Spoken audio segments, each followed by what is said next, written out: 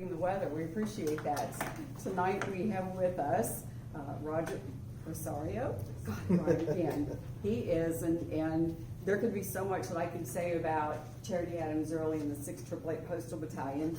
So that's all I'm going to say, because I don't want to do any spoiler alerts, because there's so much that is just fascinating about their Postal Battalion.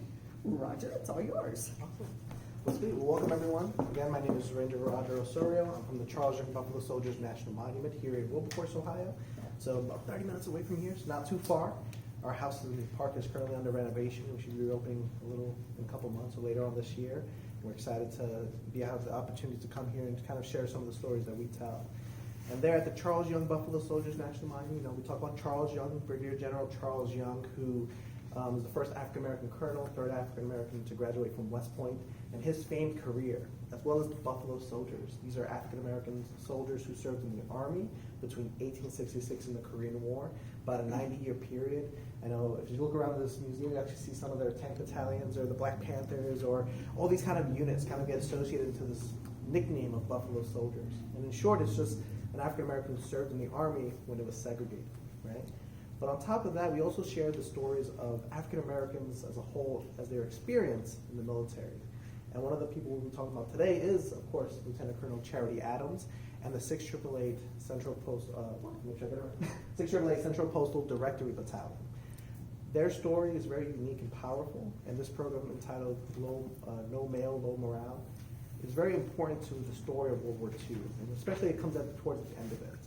And like a lot of my programs, if you're here last time when we talked about the bicycle corps and some other programs we've done here, I like to start my programs off with a question. The first question I have for you all is, how do you stay connected to your loved ones? Cell phones. Cell phones for sure, yeah. Feel free to shout them out, anybody, by all means. So cell phones is a great way a lot of people today to keep in connection with their loved ones. Anyone else? Visits weekly. Yeah, visiting in person, right? Making that trip, whether it be by car, plane, boat, buses, all those things in between. Visiting your loved ones for sure. Anyone else? Going once, going twice? Yeah. Holiday cards, birthday cards. Yes, holiday cards and birthday cards. I know, especially with writing, it's become a lot more seasonal. I know for myself, I loved how I got a nice holiday card from my cousins. They're living in Florida, and other friends who live in New York. I send them over here to Ohio and get to see their nice little post pictures for the holidays. It's always a nice uplifting piece. Yeah, and that's great, the fact that you're thinking of all these different methods that we have today, right? And when we start transitioning, even in today's terms, thinking of the military, like people serving overseas keep in contact, right? A lot of the methods we said today, like through cell phones, I know a little more fancy depending where they're serving. Could be like satellite phones or like different FaceTimes or connections through the internet depending where they are. And a huge portion is still through mail, right? Kind of connecting your loved ones, especially for those who are serving in the military overseas. They want to build that bridge to connect back home. And what's amazing is that's kind of always been the case in the military. If you go back towards World War I, that's when you have an era hugely with letters. And with letters, that was kind of the only methods back then. This is before phones and before radios and before all these other things and connections and technologies. But that was your big communication line. When you're serving overseas or serving in these different places, letters home were how you're going to connect to your loved ones. And as we know, letters don't happen very quickly overnight, right? And that time frame in which a letter is sent, a lot can change between them. It can take weeks or even months depending on how far you are from that loved one. And this is at the time even before zip codes. So imagine even getting the right address, right? And what's unique about this bridge of connection is that's how people stay connected, through these letters. So you see these big penmanships or getting your certain perfumes or smells onto the paper, like all these things that still people do today but at a lesser extent. And as we travel into the time period of World War II, you're kind of seeing a big change, right? You start seeing a change in that dynamic. And that kind of leads me into this next question I have for you all. How do you feel when you haven't heard from a loved one for a while? Problem, right? Something's going on. Like, why haven't they called me? It's been 2 days. Or why haven't they sent a letter? What's going on? It's been too long since I've heard from them, right? Anyone else? Yeah. How do you feel when you haven't heard from a loved one for a while? You mean a man? What did I do wrong, right? I said you worry about them. Yeah, that sense of worry starts to build up, right? And it's different too, like especially when you know someone's gone for a set amount of time versus when it's kind of out of the blue. Like if you have a constant stream of communication, you want to think of it like, what's happened now? It's been a couple weeks, it's been a couple days, it's been a couple months, right? And especially if you know that person is doing something a little out of the ordinary, right? Like those in the military, we know you're doing something dangerous. And I know I'm gonna get on the first of the month, I'm gonna get my letter or my communication line. And if it goes a couple months, I'm not hearing anything, what happened? Because now you start putting all these worries in your head. Am I gonna get a letter from you eventually, or am I gonna get a letter from your commanding officer? And all these kind of worries build up. And that can affect us here at home. And even on the reverse, if a soldier's on the front lines or the service members overseas and they're wanting to hear from the loved one, like how's my kid, how's my family, how's my dad, how's the dog, and it goes months without hearing it, it can affect your morale. And if you're not performing at your best aptitude on the battlefield, a lot of bad things can happen, right? If you're not fully focused on the task at hand, and if you have other things kind of weighing at your emotions. So you see this importance of this line of communication exists even today, right? And then when we're talking about this era in World War II, we start seeing that line of communication get severed to a degree, right?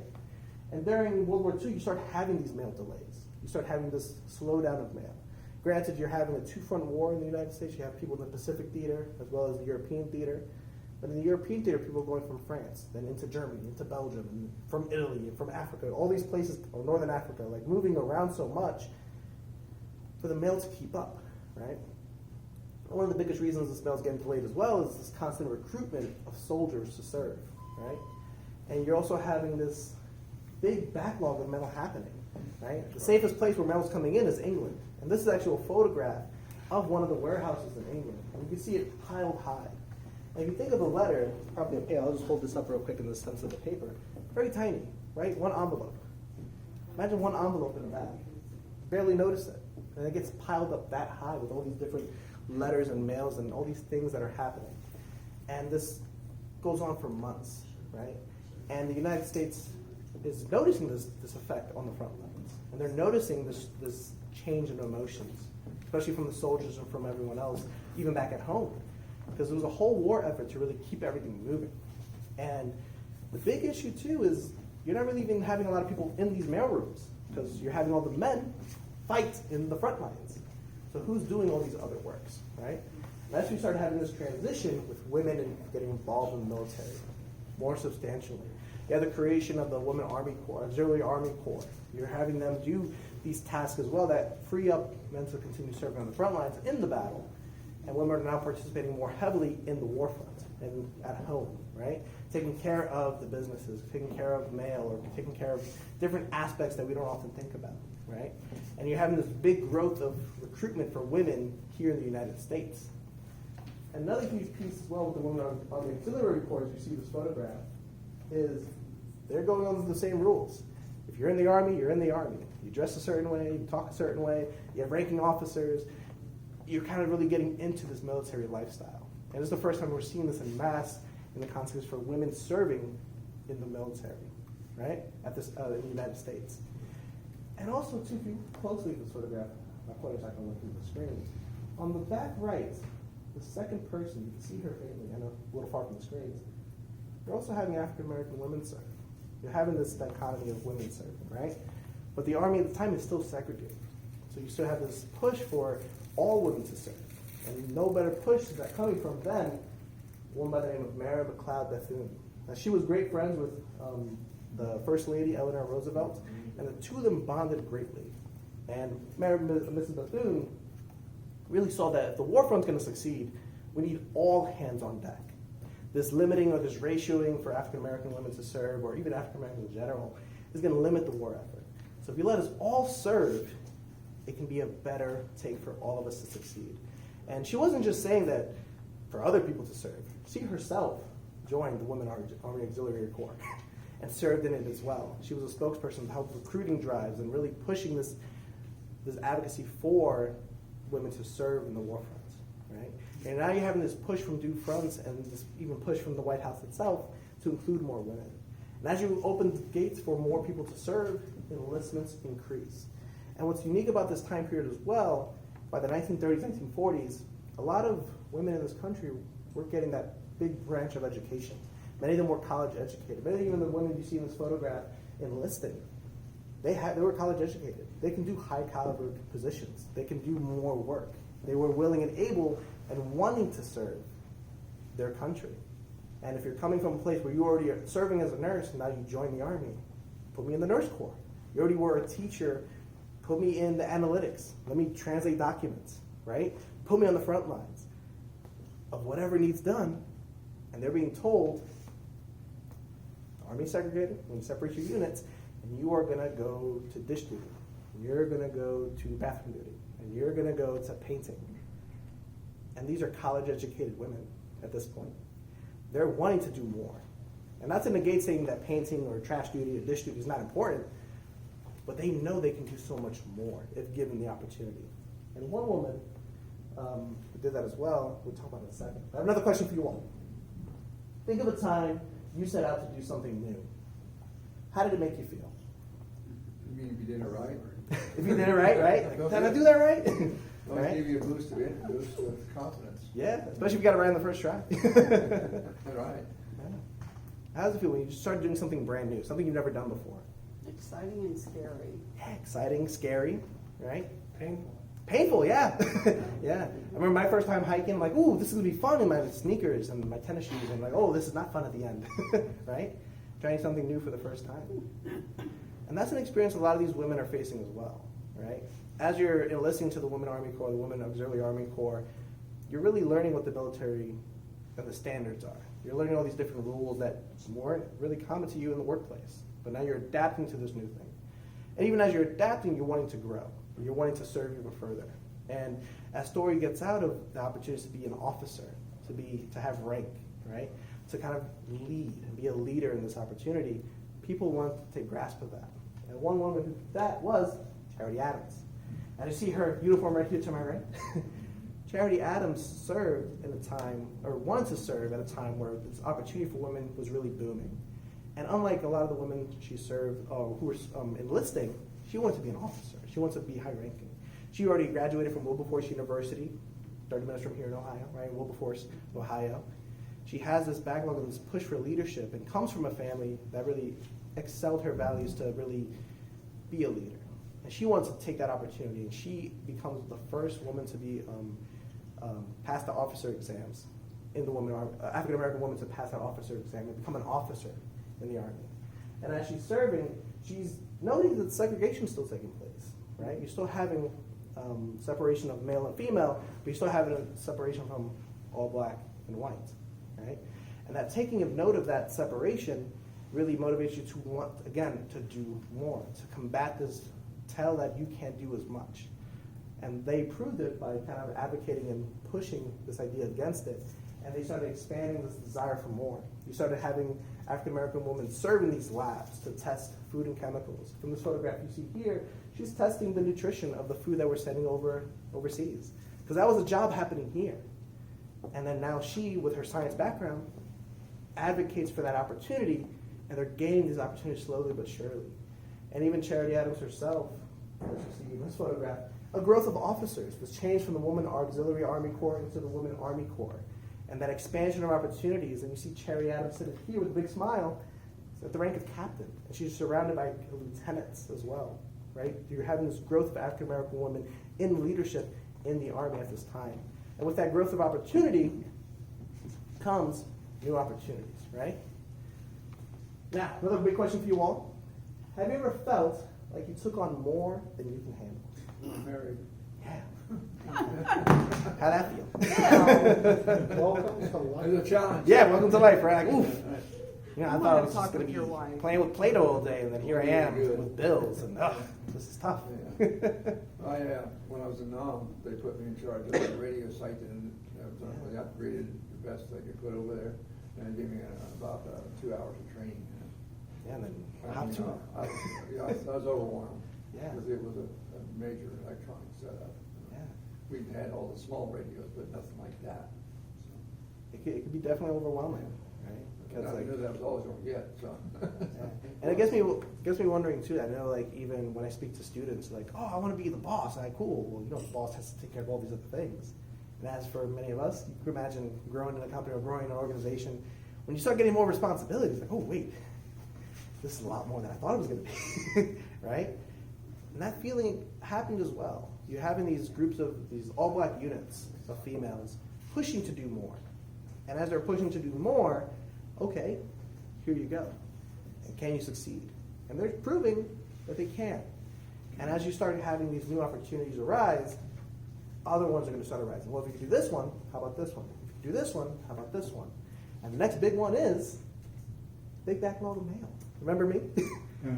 At the time, by the end of, like, close to the end of 1944, the United States was really taking into consideration, like, wait, this is truly affecting us on two fronts now. Because we're getting letters from home of people saying, I haven't heard from my son in months.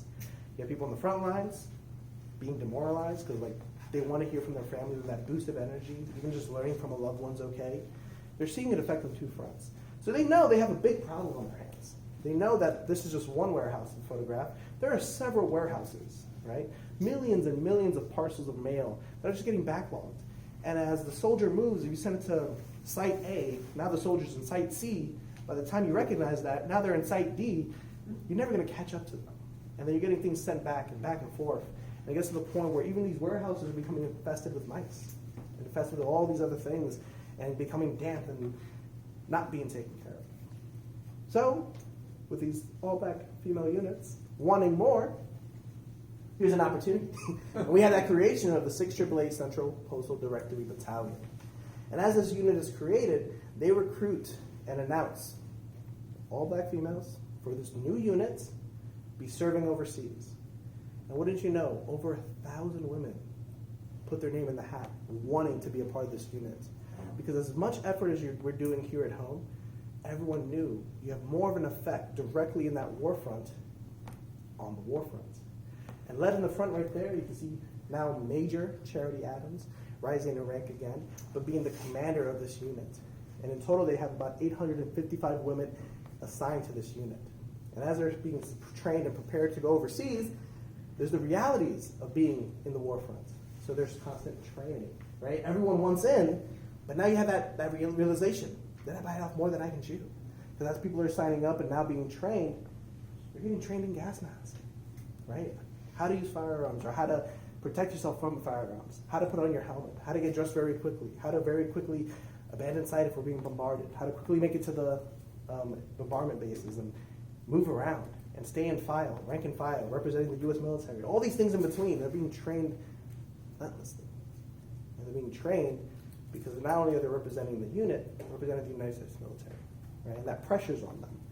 And above all else, pressure's on Charity Adams, because she has to lead these women, many who were school teachers and nurses and stay-at-home moms, or just sisters who just graduated high school.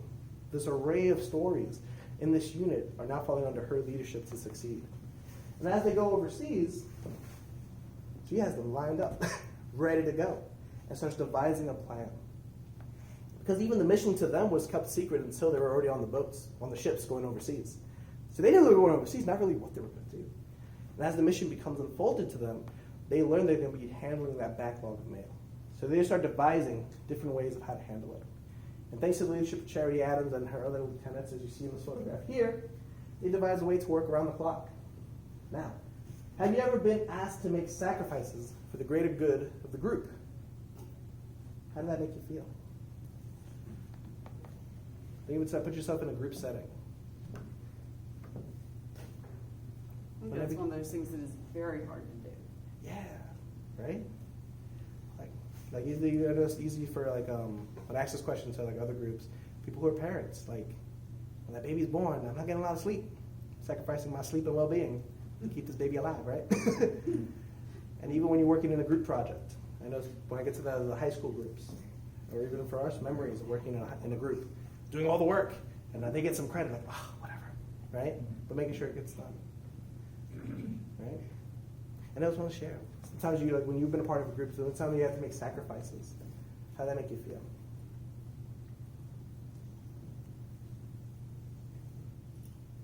At the beginning of it, it's scared, and then afterwards, it's a major relief. Yeah, it'd be a huge relief, especially when you think of the benefit that comes from it. Like, if this gets done, we will all benefit, right? It's kind of like those the big tackle odds.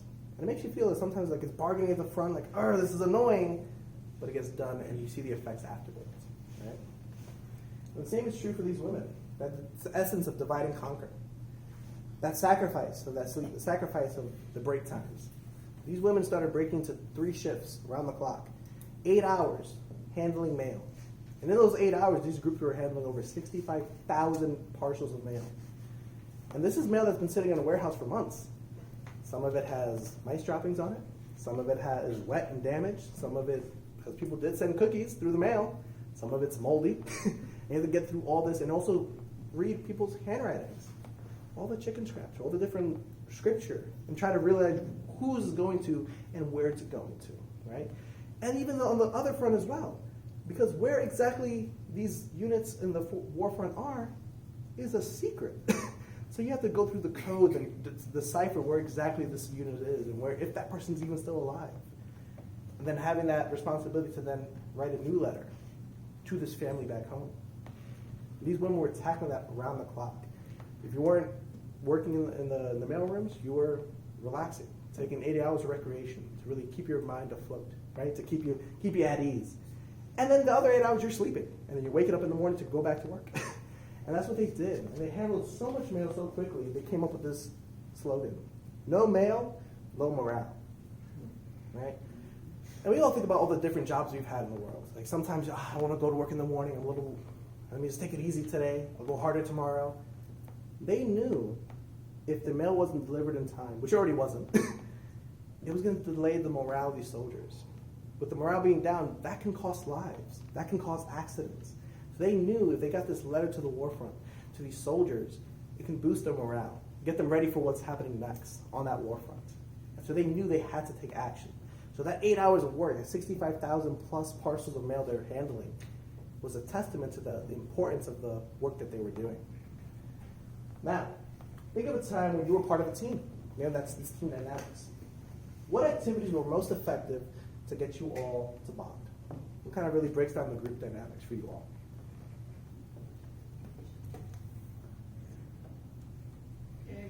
Games, for sure.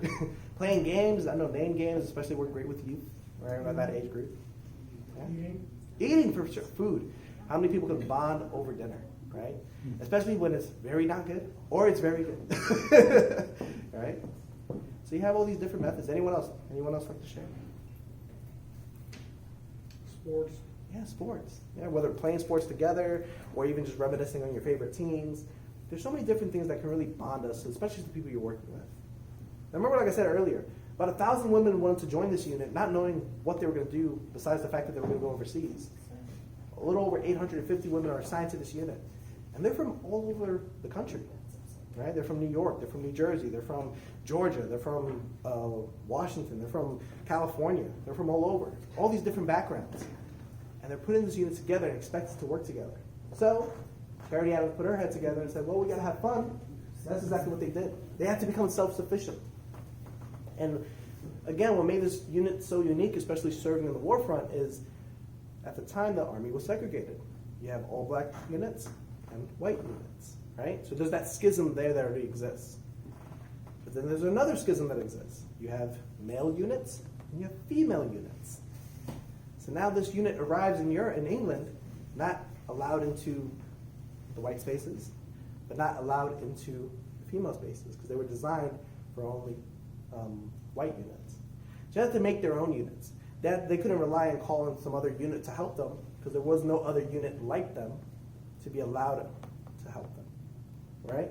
So they had to learn and work mechanics. They had to learn how to take care of the cars. They had to learn how to cook for themselves, clean for themselves, and also have fun for themselves, right? Right there you see a photograph of, on the left, Charity Adams receiving a soda drink from one of her soldiers in a rec hall that she fought for them to have because there was no space for them to enjoy. So she would protest this to create this space so that they could just have a place of their own when they're not working through that mailroom, right? And they're also in the space playing sports. They're bowling, they're playing basketball, they're playing softball, they're having all these tournaments against even other units. They're putting together performances for entertainment, right? And they're even participating with other soldiers and inviting guest speakers and entertainers from the United States, like those USO shows. But they're entertaining themselves, right, to keep up their own morale. And they're touring the country. Imagine seeing a kilt for the first time. What is the bagpipe? I'm from Iowa. I'm from Washington. I'm from the United States. I've never left my hometown. What is the male wearing? Why are they wearing a skirt? How can they can show more leg than I can, right? All these kind of questions that are popping up. But getting entrenched into the values of this different community, exploring England, exploring a whole new country. And we get to see that countryside. And thankfully, in 1945, the war does come to an end. And what's so special about this moment is that they're participating in this parade. And what's even more special is that they're walking with their heads up high, knowing that they finished their job. The backlog of mail, those millions and millions of parcels of mail, the U.S. Army thought that was going to take them 9 months to a year to complete. They arrived in about February. Within 3 months, they finished all that backlog, and it was at the point where they were reporting current mail. They blew that kind of that standard out of the water to really show that it was important and they can get it done. Now, though the war is over in Germany and Germany surrendered, the war is still going on. Communication is still at upkeep, and other backlogs of mail happened in other places as well. So they were then assigned to go off to France and do the same work. And what made that unique was because of their successes in England, tackling about 6 million parcels of mail in 3 months, they were kind of given the lead in showing French postal workers how to get it done. So now think about it, 1940s, this all-black unit is working alongside not only men, but white men, and showing them the road, really taking that charge to make sure that this mail gets processed as well. So it's a true testament to the work that they did, but also the confidence that they built through this period to show that we can get this work done and we can do it right. Now, as the men returned home as well, they started getting flogged with attention.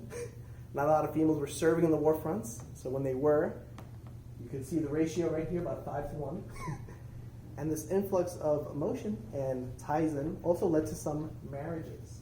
And here you actually see a photograph of the first American marriage to happen during a war overseas.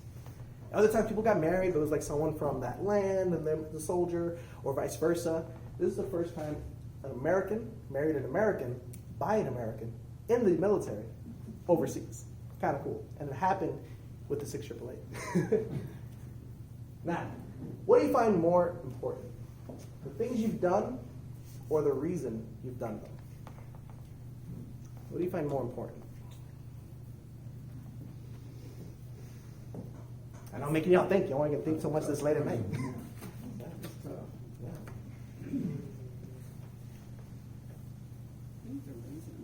The reason you did For them. me, it's the Okay. reason. For sure. I'd say the reason for me. Yeah. You have a quiet audience tonight. I know it's late. I'm gonna get you thinking. It is like Yeah. I never gave that a thought. What's more important? Mm-hmm. I know it's easy too. Like I know you think of the accolades. I know like someone that's recently in the news that's on my mind a lot, like LeBron James. All these accolades. The first ever this, first ever that. Yeah. All these accolades. But then when you sit down and see interviews, like the reason he goes so hard is for the team. It's for his family. It's for him to have a better life. And you started hearing his stories of his childhood, and he knew this was a way out because I could use this skill to. The reason he did it really motivated him to get out. So for him, it could have been the reason, right? And you have other people, like I know some musicians, like look at all the Grammys I've got, right? And all these accolades and all these things as well, right? And what you do and the reason you do them, those are two unique things. I would argue, depending on the day, depending what it is, equally important. But for these women, for the 688, it was the reason that really helped motivate them to do it. And we see that because as the war ended and as they returned, that mission accomplished, and they were starting to return home, many of them didn't talk about this great achievement they did, like, oh, we won the war because I got the mail out on time. They just did it because they knew it was the right thing to do. They worked hard for that time overseas, right? That piece of history being the only all-black female unit to serve overseas during World War II, it could be a badge of honor, or it's just, I got this opportunity to do something great, to help out my country, to help out my brothers and uncles who were serving in this war. And as they started coming back home. Yes, they got some awards from like basketball tournaments and kind of these recreational things, but largely they kind of just returned home. And what happened next? Some people continued serving, like promoted Lieutenant Colonel Charity Adams. Right? She continued serving in the military. Many of those other women came back home and just started families, served, continued serving in different roles as well, become teachers, become nurses. Kind of that push of coming back home. And we're seeing that even that history today, where a lot of these families are discovering that their grandmas or mothers served in World War II. It wasn't something they were huge like, oh, look at my accolade, look what I did. I did it because it was the right thing to do. Not something big that they talked about. And we're seeing these stories now becoming more uncovered today. Because even Lieutenant Colonel Charity Adams, after she retired from the military, she came back to Ohio. She lived right there in Dayton. She raised her family. She continued working. She continued being an active member of the community. And her importance is seen even more today, right? Because we're seeing these accolades and recognizing what these women did. But to them, it was the reason of why they did it, not the awards that could have came with it, right? And thankfully, we have the opportunity today to kind of acknowledge this history. And over in Fort Leavenworth, Kansas, you do have the 688 Central Postal Directory Battalion Monument, right? The top piece portion modeled after Lieutenant Colonel Charity Adams, or Major Charity Adams, as it would say at the time, and a list of all the women. And the women you see in this photograph are surviving members. There's still several surviving members who served in this unit who are still alive today. I know I thankfully got an opportunity to talk to the granddaughter of Crescencia Garcia, who served in this unit. And she was a Puerto Rican woman from the Bronx, served in this unit. And it was a huge unknown to her family that she did that as well, right?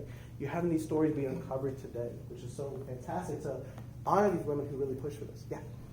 Charity's driver is still alive. Yeah. Oh my God, she is. Oh wow. Wild. Her personal driver is. She That's would it. have some stories. Yeah, you could imagine I that. didn't get to talk to her. Get me in that room as well. Yeah. Well, her son's still here. Oh, yeah, so Her son is still here, Dave. Yeah. He, to the best of my knowledge, he works for the city of Dayton. Oh, yeah. Well, great point. Thanks for sharing that. At this point, we kind of come to the end of this program, right? And before we start turning over to questions, I like to leave you all with this. The importance of connections is true. And think of the connections you have to your loved ones. Appreciate those, right? But also, the impact it has when we can be that bridge for others. And that's what the 6AAA represented. They represented that bridge of communication to connect loved ones here in the United States to those loved ones on the war front and strengthen that morale both in country and there to really create this moment in history that we still celebrate today. Thank you. Any questions? Yeah. Oh, thank you very much. That's it, no questions? Okay, So we'll move on. No worries. No worries. Thank you No problem. so much. Okay, so, as always, we do what we do. Now you have to come back over here. Am I going to a good spot? Okay. The Miami Valley Military History Museum, Certificate of Appreciation. To all who shall see these presents, greeting. This certificate is awarded to Roger Osorio, National Park Service Ranger, in recognition of his support for our programs and his continued dedication, commitment, and support to the ideals of patriotism this 10th day of January in the year 2024. Thank you so much. This means a lot. Thank you so much. Right. Have a goodie. Barbara, our ever diligent librarian, found in our books, Black Officer in a Buffalo Soldier Regiment, the military career of Charles Young. Yes. Oh, That is with our thanks. thank you so much. Thank you all so much. I appreciate it. And Roger was here last year, and he will be back. You let me know. Absolutely. I'll turn over the floor. Oh, no, that's it. I don't have any announcements or anything. Thank you for coming. Appreciate you being here on a braving the rainy evening. Well, I guess I have one last thing as well. Yeah, absolutely. All this talk about postcards and mails and mail. We actually have a cool activity if you want to partake. If you want to write to a loved one, we actually have some cool postcards, kind of with the design of the 6AAA soldiers that we made ourselves. If you want to Awesome. write one today, if you know your full address of who you want to send it to, Park Service will send that out for you today. But if you don't, feel free to take it on home, and it's a cool souvenir and a postcard to write to a loved one. And you can even hand deliver it as well. That's really neat. No problem. Thank you. And Rogers and Michael, is that how you pronounce it, have some goodies over there from the National Park Service and local. So hang out, enjoy, and we have sweets, and I need you then. Okay. Thank you all very much. Enjoy it. Fantastic.